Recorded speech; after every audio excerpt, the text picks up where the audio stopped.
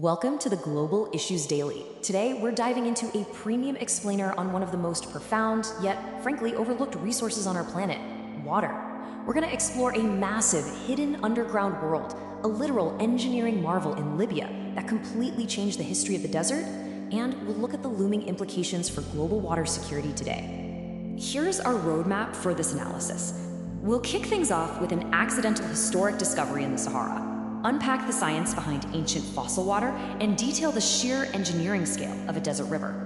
Then, we'll take an objective look at how conflict impacted this aquifer, before pivoting to water management lessons for Pakistan, and finally, the broader geopolitical crises driven by water scarcity. All right, let's get into it. Section 1, the hidden eighth wonder. The story actually kicks off in an era defined by a frantic global scramble for a very different resource. The year was 1953, and the world was in the grips of a massive oil boom. In the hyper-arid deserts of northern Libya, heavy machinery was relentlessly drilling through the sand, hunting for lucrative reserves of black gold. But deep beneath that scorching surface, humanity stumbled upon a complete miracle. You see, what they struck wasn't crude oil. It was something arguably much more precious for a parched nation, an unimaginably huge reserve of pure, fresh water. Section 2, unlocking ancient fossil water. Now, to truly grasp the magnitude of this 1953 discovery, we've got to understand the science of what was actually sitting down there. We need to make a really crucial distinction here. When you build a house, the water you might strike underground is part of a standard replenishable water table. But far, far deeper than that lies a secondary layer known as underground fossil water. This isn't from recent rainfall. We're talking about water that has been sealed beneath the Libyan desert since the Ice Age, literally estimated to be over 1 million years old. And because it's totally cut off from modern weather systems, it's a strictly finite resource. No new water goes in and none naturally escapes. And the sheer scale of it, it's just staggering. This subterranean reservoir, known as the Nubian Sandstone Aquifer System, spans an astonishing 2 million square kilometers. This hidden ocean doesn't just sit beneath Libya, it extends way past international borders, resting silently right beneath Sudan, Chad, and Egypt. Realizing they were sitting on an absolute gold mine of life-giving water, Libyan leadership decided this resource couldn't just stay in the dark. It had the potential to quench the thirst of their people and entirely flip the geopolitics of the region. Section 3, engineering a desert river. Turning that grand vision into reality required an engineering feat of, honestly, unprecedented scale. The project was aggressively spearheaded by Muammar Gaddafi, and construction officially kicked off in 1984. It came with a jaw-dropping price tag of $25 billion. But here's a really critical geopolitical detail for you. Libya made the deliberate, sovereign decision to self-fund the entire thing. They flat out refused to take on international loans. Calculating that foreign debt would inevitably come with restrictive conditions they just weren't willing to accept for their nation's future. By 1996, upon the completion of the second phase which successfully brought water to the capital city of Tripoli, Gaddafi boldly presented the great man-made river to the globe, declaring it the eighth wonder of the world. And when you look at the numbers, the physical magnitude of what they built is still nearly unparalleled. To create this underground river, they excavated 84 million cubic meters of earth.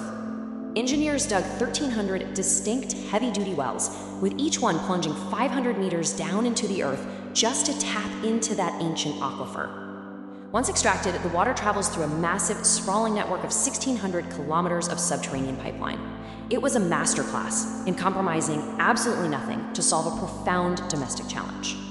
Section 4, conflict and the aquifer. However, any objective analysis of this project has to look at its vulnerabilities, especially how it became so deeply entangled in the devastating conflicts that later engulfed the country.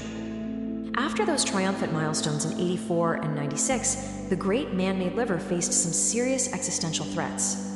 During the 2011 Civil War, a critical facility in Brega, the actual plant manufacturing the massive concrete pipes needed to maintain the project, was severely damaged during a NATO bombing campaign. Fast forward to the 2014 conflicts, and out of 480 wells in one key sector, 101 were completely dismantled. The weaponization of this resource really peaked in April 2020, when an armed group seized a distribution station and abruptly cut off the water supply to 2 million residents in Tripoli. Yet, despite all of that, the extensive damage from multiple civil wars and foreign interventions, the resilience of this system is pretty remarkable. Today, the Great Man-Made River impressively still supplies a full 70% of Libya's population with their daily water. It continues to function as the absolute lifeblood of the country, transforming the desert into arable land and surviving against immense, overwhelming odds. Section 5. Water Lessons for Pakistan. The story of Libya's underground river isn't just an isolated piece of history. It actually provides a vital blueprint for other nations facing severe climate and water crises right now. Which brings us to a crucial global application, particularly for a country like Pakistan. According to the International Water Management Institute, Pakistan relies heavily on highly vulnerable surface water systems, like rivers and canals. And that reliance brings a really chaotic cycle: devastating floods during monsoons, followed by severe scarcity during dry spells. But beneath regions like Thar, Cholistan, and Balochistan lies a massive untapped opportunity: underground aquifers.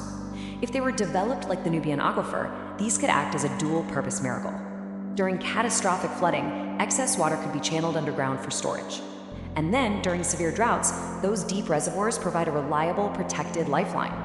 It just requires a fundamental shift in how a nation views its own subterranean geography. Section 6. Global Water Geopolitics.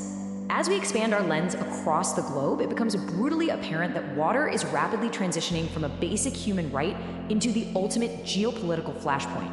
Nowhere is this more volatile today than on the African continent, specifically when we look at the Nile River. We're currently witnessing an escalating, severe geopolitical dispute between Ethiopia and Egypt.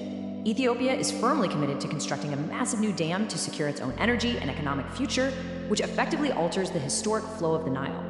On the flip side, Egypt views this as a literal existential threat. If the flow of the Nile is significantly restricted, experts warn that fertile Egyptian lands could become totally barren within just 1 or 2 years.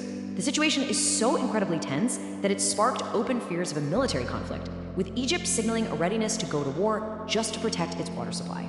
Which brings us to the ultimate question we face today. From the conflict-tested underground rivers of Libya, to the massive untapped potential beneath Pakistan, to the intense brinkmanship on the Nile, the blueprints for both salvation and devastation are right in front of us. Will nations look at these engineering marvels and learn to reshape their own destinies? Or will the wars of our future be fought over the very water we once took for granted? Thank you for watching this explainer on the Global Issues Daily. If you found this analysis valuable, please leave a like and subscribe to the channel for more premium deep dives. Stay curious, stay informed, and we'll see you next time.